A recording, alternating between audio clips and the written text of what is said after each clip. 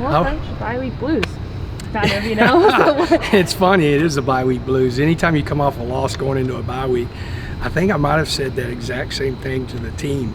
But we need it. You know, we've got some guys that we're going to get back for West Virginia. You know, Cameron Valdez would be one of them. He practiced today. We had all three quarterbacks out here for the first time since week 1. You know, Tyler threw 7-on-7 and threw routes on air, so it was good to see him back. You know, but there's some guys that we didn't practice as much today, just to kind of get their bodies back to where they need to be. I think, you know, Malik Dunlap and Loic have both been playing through a shoulder, really tough guys, but I think this week is going to get them to where they're full speed. But it's good, and when we were able to scrimmage the young guys, we went about 20 minutes with the young guys. We'll do the same thing again tomorrow, and so they're fired up about that, so it was good. Oh, sorry, Don, go ahead. You mentioned quarterbacks. Yeah. Tyler's status now at the end is what? He's not fully cleared. He's not fully cleared. He's cleared to throw. He's cleared to, you know, go through. You know, we don't touch the quarterbacks anyway during practice, but you know, it'd be interesting. We'll look at, you know, both docs. We'll look at him next Monday to see where he's at. It'd be interesting. You know, I still probably think it's going to be Baylor, just based on that. But you don't know if they clear him and he can get banged on just a little bit and feels good, then, you know, it'll be available in West Virginia. And what was the diagnosis on Barrett? Ankle, rolled ankle. Yeah, his ankle sprain, and you know, he's a tough guy. It's tough because, you know, Hughes playing the game to where we don't get the first down. We run zone read, and it was right after he rolled his ankle, and, you know, he doesn't pull it. And I think if he's, you know, doesn't roll his ankle to play before he pulls it, we get the first down and we don't have to punt. So, you know, tough, but man, he's a tough guy. All three of them are. They've been banged up and they played through it. And Donovan, how's he feeling good today? Threw really well today. Looked good in team. We had a team period, good on good, and then we had a team blitz, good on good, and he threw the ball really well today. I know you said if, but if Tyler's good to go, how difficult is that decision for you for West Virginia? It's tough. I mean, it's a difficult decision, but at the end of the day, my job is to put the guys out on the field that help us beat West Virginia. So it could be Donovan, it could be Barron, it could be Tyler, you know, and I think you got to get ready for all three of them. You just mentioned it right there. You've been saying that you wanted to finally get that 3-man quarterback rotation in all year without giving away too much of a game plan. Like, what's an ideal rotation with those 3 guys, knowing their skill sets? Well, I want them all 3 on the field at the same time. We have some stuff that we had worked on all fall. You know, we're not that with that set. No matter if they're all cleared, we're not there yet. We're for sure a Baylor game to get them all 3 on the field. But having packages, you know, whoever the starter is going to be the starter. I hate rotating quarterbacks because, you know, guys that get in rhythm, you don't want to take them out of their rhythm. But I think you build packages based on what they do best and put that in the game plan to help you win games. You know, and I think that's going back to where, you know, Donovan does a great job throwing on the run, but also running the football, running quarterback power. You know, Barron, you saw our tempo stuff last week. It was pretty impressive how fast he gets the ball out. And then just with Tyler, the decision making that, you know, he puts us in some really good plays. So I think you kind of build around that. And then as far as Tyler goes, now it is Baylor and everything. It's looking like you just said.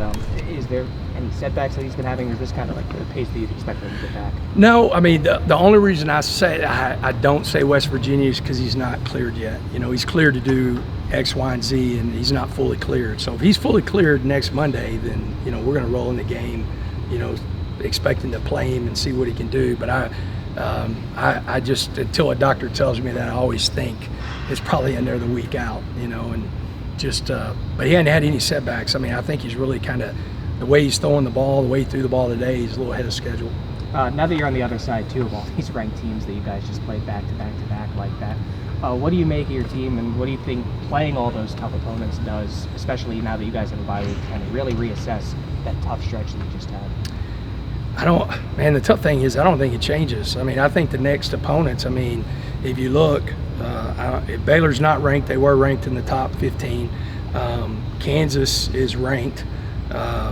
West Virginia had Kansas at their place. I think they were up by 2 touchdowns. You turn around and OU was ranked. So it's like we played ranked opponents, but who knows what Baylor's going to be by the time we play them, what Kansas is going to be by the time we play them. So the Big 12, that's what the Big 12 is. You don't have you really have 10 really good football teams that you got to play, and I think we're kind of, it's going to be interesting how we beat each other up, because you've got Oklahoma State and TCU playing this weekend. Who comes out on top there. I think Texas has got a little juice right now. So how do they? Iowa State is really, really good on defense, and so how do they play with that? And so it's just every week in the Big 12 is really tough. Why do you think the conference has been so competitive this year? It's a mixture of COVID. You're playing, if you look at the guys we're playing, like Oklahoma State, their D-line, there's a lot of 5- and 6-year guys. You've got a quarterback that's been there for 5 years. You go to Baylor, you're kind of the same with the O-line. I mean, I think 4 of their 5 guys have been in college for 5 years. So I think a little bit of this, having a 6-year or a 5th year or 6th year to play, has made the conference a lot deeper, that you're playing some grown men, and some of the things with us on the offense side of the ball is us growing up, because we're playing with some really young players on offense and still producing. So it's helping us become a better football team, without a doubt. Coach, from week 1 to now, has there been a certain position group that's been constant, where maybe has grown up through the first 7 weeks, do you think?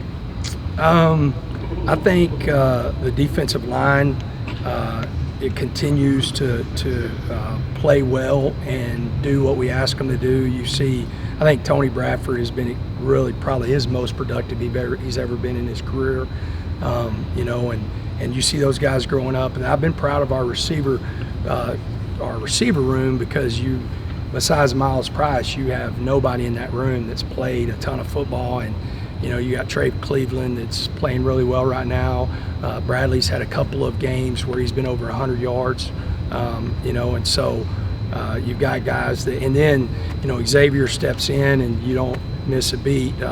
Nehemiah steps in, you don't miss a beat. So those 2 rooms, I think, are being probably playing the best and are the most productive on our team. And for you personally, have you grown in a way with coaching? Yeah, man, I think you always grow. The one thing I told the older guys that didn't scrimmage is, we've got to make better choices from the standpoint of different parts in the game. We've got to, like I told them whenever I did the plan to win, we only won 1 of 7, but we really didn't win because we didn't do our job. And the mistakes that we made in the game, you had one guy that did, and that's how football is. I mean, I know that when you're playing good football teams, but we got to make better choices. I've got to make better choices. Whenever I tell those guys, I say, anytime I say we, I promise you I'm searching my soul as much as I'm asking y'all to look in the mirror and make the choices we need to make to win games. Because, I think we've all been a part of getting beat, and then you've been a part of losing games by the way you play. And in our 3 losses, we have lost the games by the way we play, and that's coaches and players and everybody. Is anything wrong with Taj the other day, or is y'all just rolling with No, man, it's Roderick, man. He got hot. He was friggin' he was running, as well as he's run all year long. And like both of those guys, that's the great thing about both of them. They, and Taj had a really good run on counter going into the end, I want to say going away from their big jumbotron, but Roderick was running well, and they both kind of, whenever they feel one guy hot, they're literally talking to each other, going, say, hey, I got it, and we don't care who's in there between those 2 guys. Coach, and I know that's kind of the same way when it comes to your receiving core as well. Yeah. It seems like this is probably the hottest that they've been. Just talk about how deep that receiving room is. Yeah, it really is, and I think getting Coy Aiken practice today, so we get Coy back. I think that adds to the depth because he'll be ready to play against West Virginia. I think Loic being 100%. I mean, it's tough to go catch balls above your head when your shoulder, you've got an AC sprain, and he's done a good job playing through that stuff, and so I think you'll see him now just even add more to that depth. Miles didn't practice today. He's a guy that we won't practice until Tuesday. Getting him back will be really big because he's kind of the energizer bunny in that room, man. That's why I took him. That's why I took him on the trip. Once we thought that he couldn't go, I took him anyway because I knew, that and we can only take 70, so there was 69 guys that could play. Making that choice was I needed his voice in that on the sideline with that young group, just pushing them. And he's such a great leader, and so getting him back, and probably going into West Virginia, knock on wood, nothing crazy happens over the next 2 weeks, that we'll be as healthy as we've been since game one. We got time for a couple more.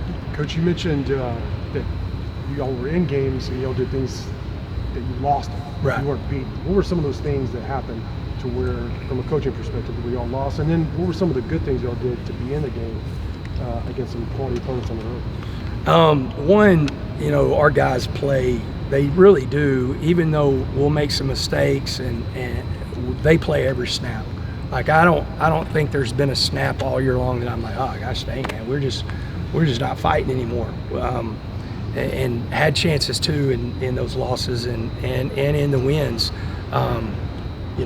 They fought through everything, and that's putting us in position to win games. But our pad level on 4th and 1, not getting the first downs, frustrating. Or we had a perfect call, and didn't have the right guy on the quarterback the other day on one of their touchdowns, and the guys would be the first thing to tell you, hey, here's the call, here's the back, what are you supposed to do? And we didn't do it, and that starts with, like, where I ask myself is, okay, on that call, on that formation, how many reps did they get?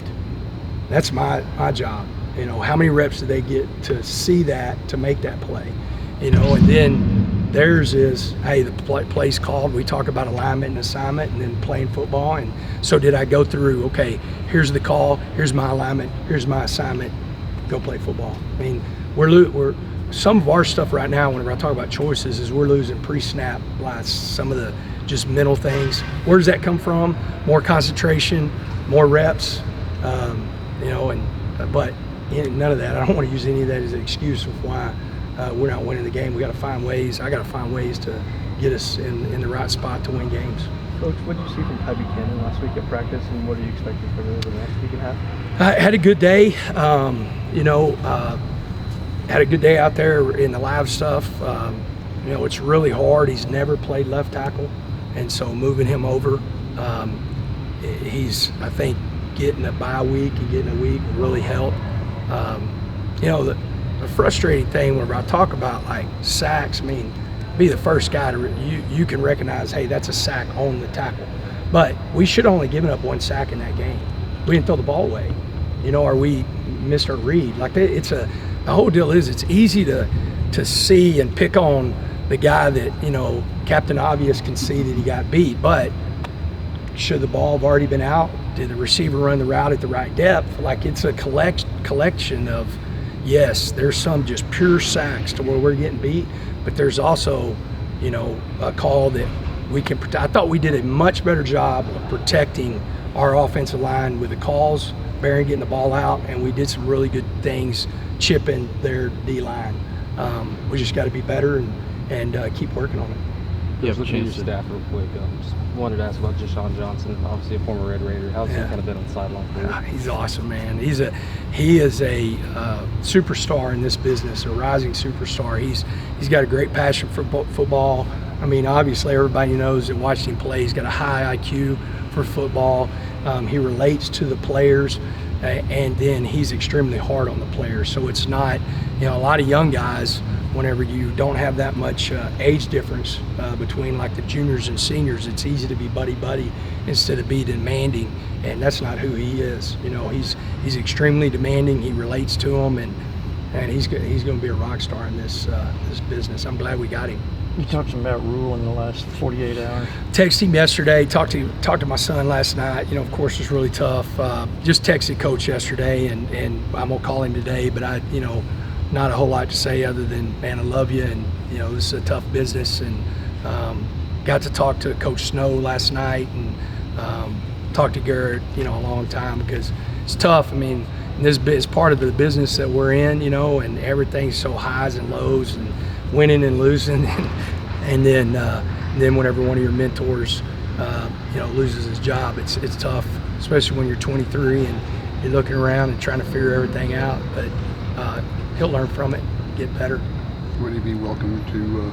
Oh shoot, yeah, he's got to finish out what he's doing. But it's going to be one of those deals of just what Coach decides to do, because I think Coach will offer him a job too, and I mean, that's one thing. You usually 2-3 weeks to a couple months away from what you decide to do, when something like this happens.